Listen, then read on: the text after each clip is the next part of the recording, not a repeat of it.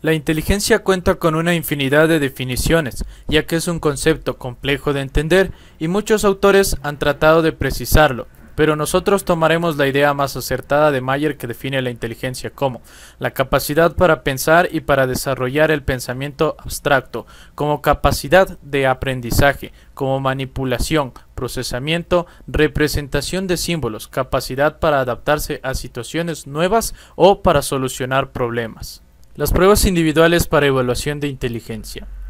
Esta primera prueba de inteligencia fue desarrollada por el psicólogo Alfred Binet y uno de sus alumnos, bajo la petición del ministro de Educación de Francia en 1904, con el fin de así poder distinguir a los alumnos y separarlos en diferentes salones, dependiendo de los resultados obtenidos. Los estudiantes que tuvieran bajos resultados eran considerados como no aptos para la enseñanza regular e inmediatamente eran ubicados en salones especiales. La prueba es conocida con el nombre de Escala en 1905 y cuenta con 30 reactivos que abarcan varias habilidades, desde un nivel simple hasta un nivel más complejo. Siguiendo el estudio de Binet, el cual era un método para identificar la edad mental de los alumnos, William Stern instaura dos conceptos nuevos, el primero que es coeficiente intelectual, CI, y el otro edad cronológica, EC. Si, evidentemente, la edad mental es idéntica a la cronológica, el coeficiente intelectual del estudiante está equilibrado. Las escalas de Wechsler son otro grupo de pruebas utilizadas para evaluar las capacidades intelectuales, la inteligencia. Se apoya en las capacidades cognitivas y las ordena en un nivel jerárquico con aptitudes generales y aptitudes específicas que representan las habilidades y destrezas intelectuales, tales como comprensión verbal y razonamiento perceptivo, y otras como memoria de trabajo y velocidad del procesamiento.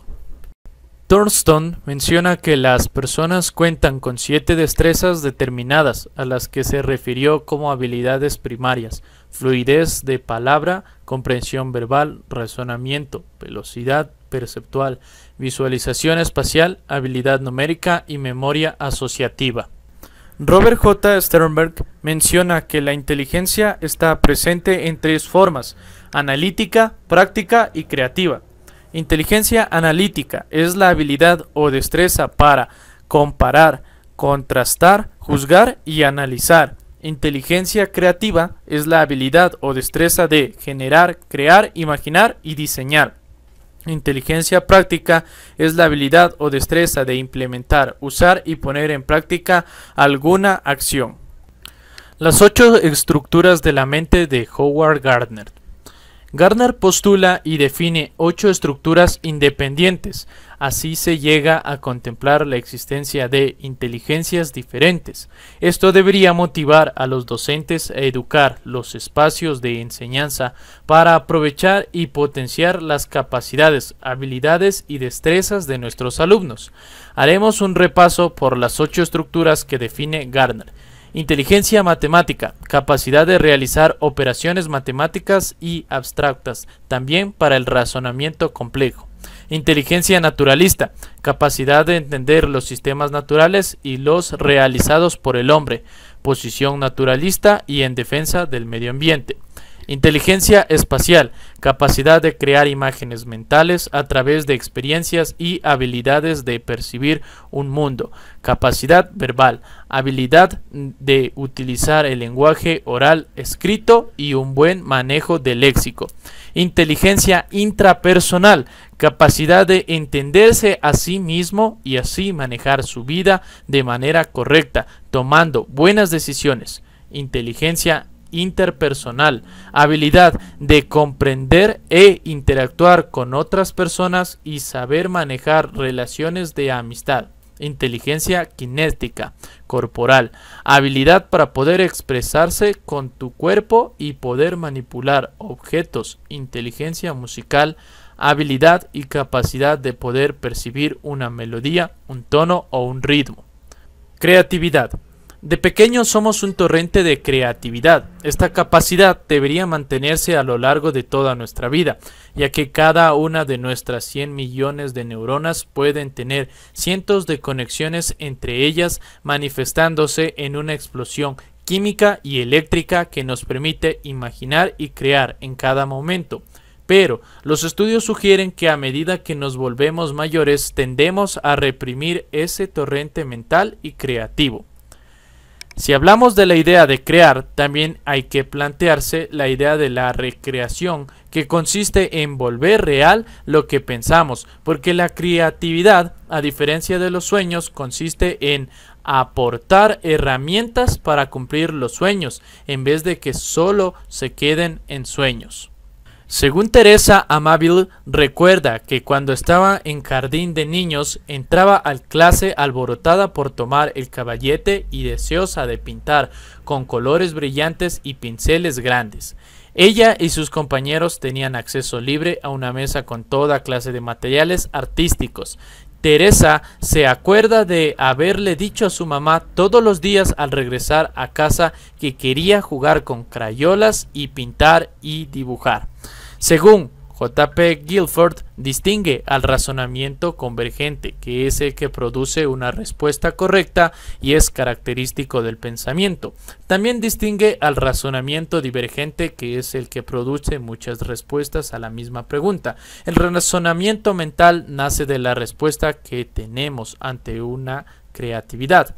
Cada ser humano tiene su propia creatividad, jamás serán iguales. Cada uno tiene algo que lo diferencia. La creatividad está valorada por cada persona para tener el mejor resultado final, siempre y cuando tenga la más original creatividad. Bloqueos de creatividad. Hay una gran diferencia en la teoría y en lo que nos dicen en el ejemplo. Los bloqueos se pueden dar por varias circunstancias. Bloqueos emocionales. Es el miedo al ridículo o a equivocarnos por lo que las demás personas digan o piensen de lo que ha pasado o hemos dicho. Esto tiene que ver mucho con la crítica personal que tenemos y la crítica que nos damos a diario para poder sentirnos bien o completos, y cometer un error ante muchas personas o hacer algo ridículo que los demás piensen que todo hacemos mal es un prejuicio para nuestras emociones. Bloqueos perceptivos. Este bloqueo habla sobre el reflejo limitado y reducido que tenemos para observar las cosas o resolver los conflictos, y no podemos ver como los demás creativos o las demás personas lo ven. Siempre están con la mente cerrada y con las ideas reducidas a lo que se piensa en ese momento, y es la resolución más fácil ante un conflicto. Bloqueos culturales. Nos da una visión muy estrecha debido a la cultura que tenemos, porque no siempre vamos a poder hacer lo mismo que otras personas o que pensemos lo mismo. En este bloqueo se debe respetar las normas sociales que tenemos para ver de una determinada forma. Técnicas de creatividad. Mayormente a cada niño no le da miedo mostrar su creatividad, al contrario, cada uno se enorgullece de lo que hace y cómo lo hace, porque los niños siempre van a pensar que nuestro trabajo hecho con mucha creatividad es lo mejor que pudieron haber hecho en ese momento. Este proceso se llama la lluvia de ideas, que es el método más creativo que se puede utilizar, ya que aquí todos sacamos lo más creativo que tenemos. Este proceso tiene dos fases. La primera es las ideas que tienen para poder resolver el problema de la mejor manera, y la segunda es seleccionar la mejor solución, ponerla en práctica. Mapas mentales. Es un diagrama que muestra todos los elementos de un proyecto en forma de dibujo. Nos permitirá explorar todas nuestras ideas de forma ordenada. Para hacer tu propio mapa mental se recomienda comenzar dibujando en la parte central tu idea y se la hace tan colorida como sea necesario, y se comienza a sacar las ramas necesarias para las ideas secundarias. Se utilizan mayúsculas para las ideas más principales y minúsculas para las secundarias. Aprovecha cualquier momento cuando estamos en un cine o en algún espacio cerrado, nos da algunas ideas creativas que con el pasar del tiempo o haciendo otras cosas se nos olvida. Esta técnica se la conoce también como estar enchuflado o estar en la zona, pero para la mayoría forzar la creatividad no da resultados. Lo normal es que la creatividad fluya porque nunca sabes cuándo te va a explotar una idea muy creativa. Busca tu centro personal. Tu estado mental es muy relevante a la hora de crear nuevas ideas. Si te encuentras muy estresado o ansioso, busca la creatividad. Es muy difícil. ¿Por qué? Te vas a concentrar más en el problema. Tenemos que buscar nuestro centro. La meditación no tiene nada que ver con que puedas buscar tu creatividad. Cualquiera puede meditar, pero no cualquiera puede sacar su creatividad. Reserva tiempo para descansar. Nuestro cerebro no está diseñado para funcionar con la misma intensidad durante mucho tiempo. Nathaniel Kleitman fue un filósofo americano que descubrió que mientras estamos despiertos, nuestra concentración sigue un patrón similar a ciclos que nos da cuando estamos dormidos. Por esta razón se determinó que el patrón más efectivo es trabajar al máximo por lo menos 90 minutos seguidos y luego descansar 20 minutos. Características. Elaboración. Es el nivel de detalle desarrollado o complejidad que se le da a la creatividad para así poder fomentar una creatividad más estable. Curiosidad intensa. Las personas creativas hacen muchas preguntas. Tienen una intensa curiosidad por todo lo que sucede a su alrededor de manera muy similar. Actitud positiva. Cuanto más negativa sea nuestra actitud, más problemas tendremos para relacionarnos con nuestra propia creatividad. Valentía. A las personas creativas les preocupa poco si se equivocan o no. Se dejan llevar por las emociones de las ideas con las que se topan y están explorando constantemente su propia creatividad sin miedo a los obstáculos que se pueden encontrar en el camino. Enseñanza y creatividad. Una meta importante en la enseñanza es ayudar a los estudiantes para que sean más creativos. Las estrategias para ayudar a los niños a volverse más creativos incluyen la lluvia de ideas propiamente ambientadas y ofrecer materiales que estimulen la creatividad. No sobrecontrolar a los estudiantes, alentar su motivación interna, alimentar el razonamiento flexible y juguetón.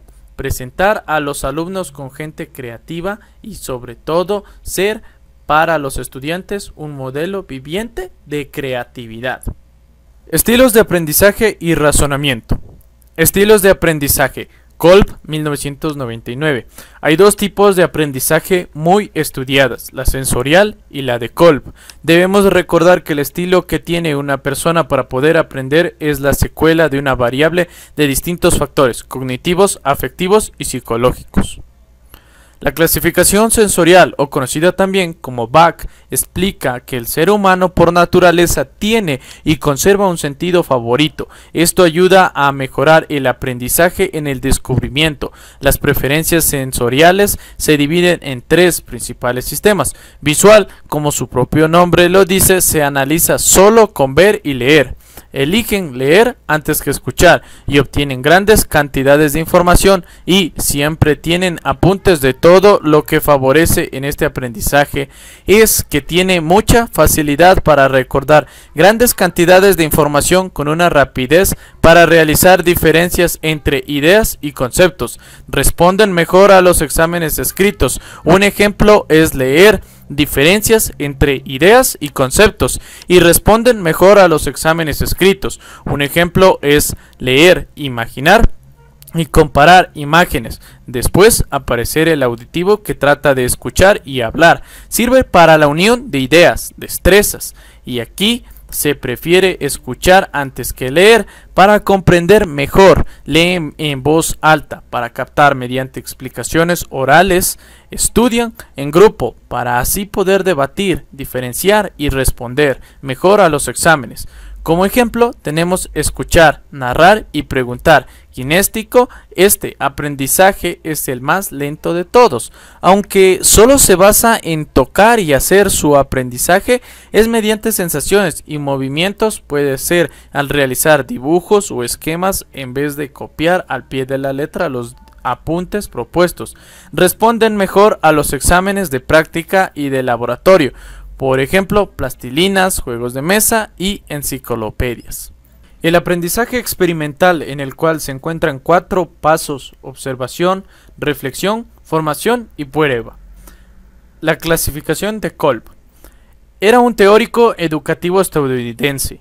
Creía que el aprendizaje se desarrollaba a partir de 3 factores casuales, como son genética, experiencias de la vida y experiencias en el entorno. De esto definió 4 tipos de aprendizaje: convergente o activo, habilidades sobresalientes de personas convergentes que hacen referencia a la experimentación activa; divergente o reflexivo, tienen habilidades más frecuentes en personas divergentes, hacen referencia a las áreas de la experiencia concreta y la observación reflexiva; asimilador o teórico, las habilidades predominan en personas asimiladoras que están relacionadas con la abstracción de estudios teóricos; acomodador o pragmático, muestran habilidades de carácter experimental.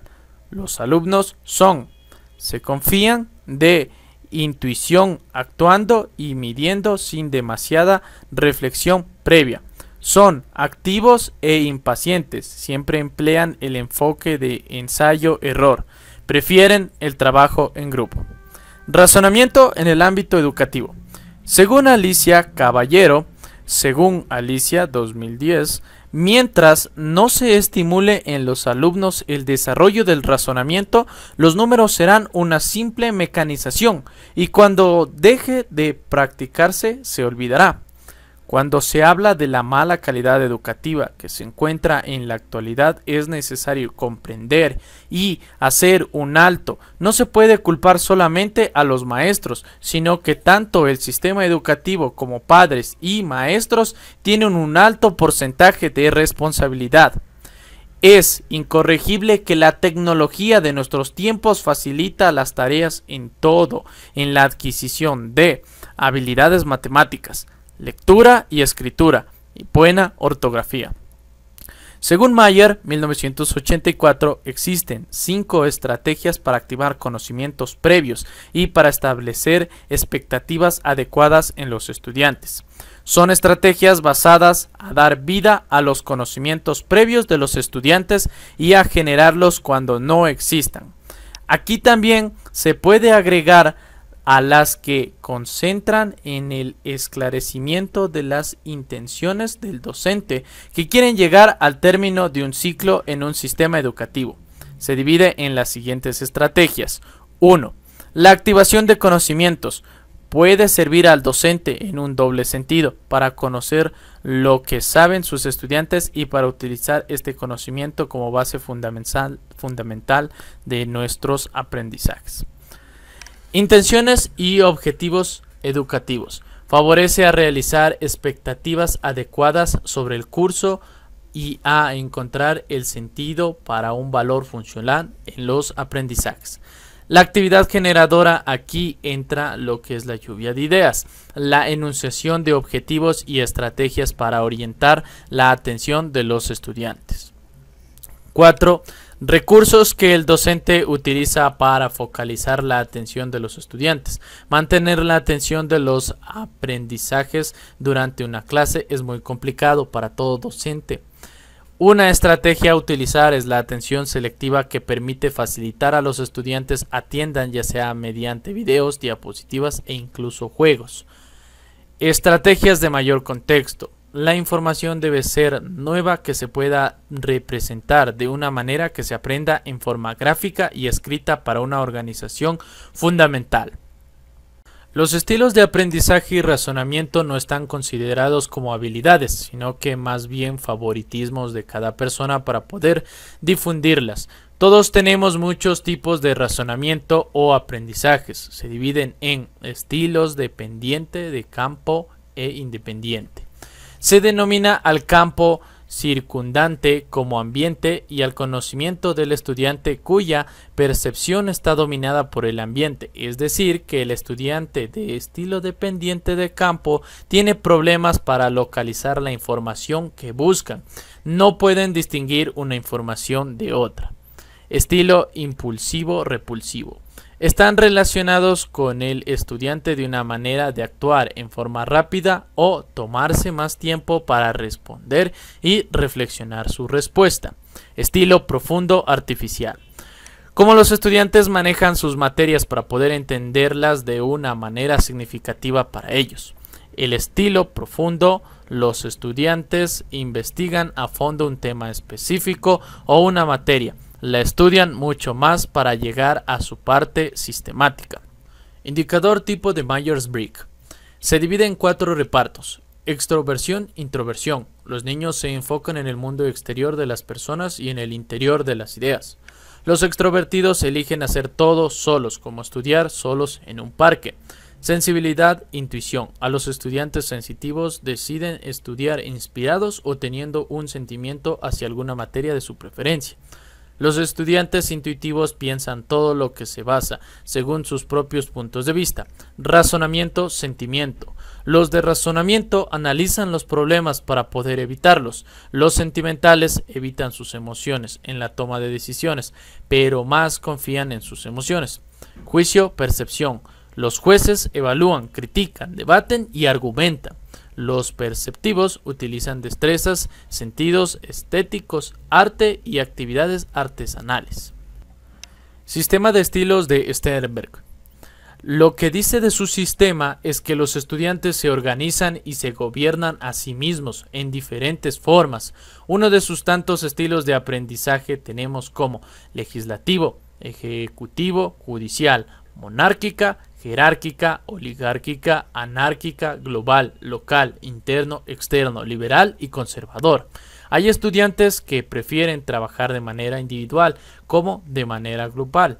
Sternberg argumenta que los docentes son los únicos que pueden o no beneficiar a sus estudiantes, pero esto funciona de una mejor manera cuando los docentes tienen diferentes estrategias de aprendizaje y de estilos, los cuales son necesarios para interactuar con cada estudiante de una mejor manera.